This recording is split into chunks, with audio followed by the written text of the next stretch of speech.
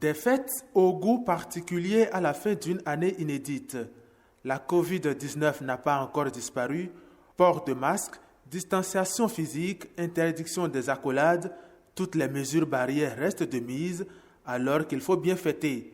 Les Cotonois ont leur petite idée pour résoudre l'équation. Nous voyons déjà que la fête ne présente pas une aussi belle augure que d'habitude. Mais néanmoins, on essaie de s'organiser comme nous pouvons en famille, tout en respectant les gestes barrières, surtout en limitant le nombre de personnes auxquelles on avait l'habitude de fréquenter. En tout cas, on essaie de restreindre au maximum nos mouvements, nos déplacements et en essayant de respecter les gestes barrières pour pouvoir fêter, pas comme d'habitude, mais quand même dans la joie, dans la gaieté. Nous, on peut dire, comme il y a la santé, on va fêter ça comme ça. Mais pour dire, on va fêter avec joie, comment on fêtait avant là. 0 plus 0 égale 0, il n'y a rien. Proche, on est en train de... On prie le bon Dieu de nous donner quand même la santé. Quand on est en bonne santé, on va fêter tous les jours, c'est les jours de fête. Pour les autorités, les fêtes ne devront pas justifier un quelconque relâchement.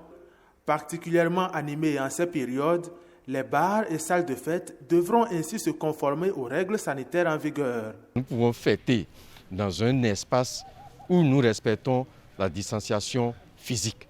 Nous sommes ensemble socialement, mais nous devons faire en sorte de toujours continuer à respecter ce mètre de distance entre chacun de nous. Donc si vous avez une salle, vous devez faire entrer dans cette salle le nombre qui vous permet de recevoir de recevoir les gens tout en respectant la distanciation physique très importante. Vous voulez faire une fête, c'est à vous de vous assurer qu'à l'entrée, il y a de l'eau et du savon pour que les gens puissent se laver les mains.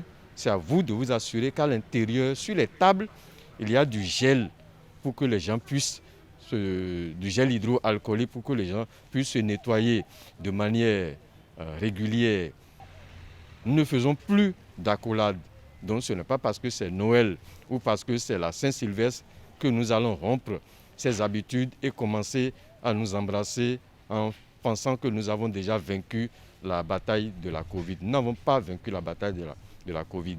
Dans les familles, les réveillons de Noël et de la Saint-Sylvestre ne vont pas déroger à la règle. Nous demandons aux uns aux autres de prendre les précautions demandées par l'État.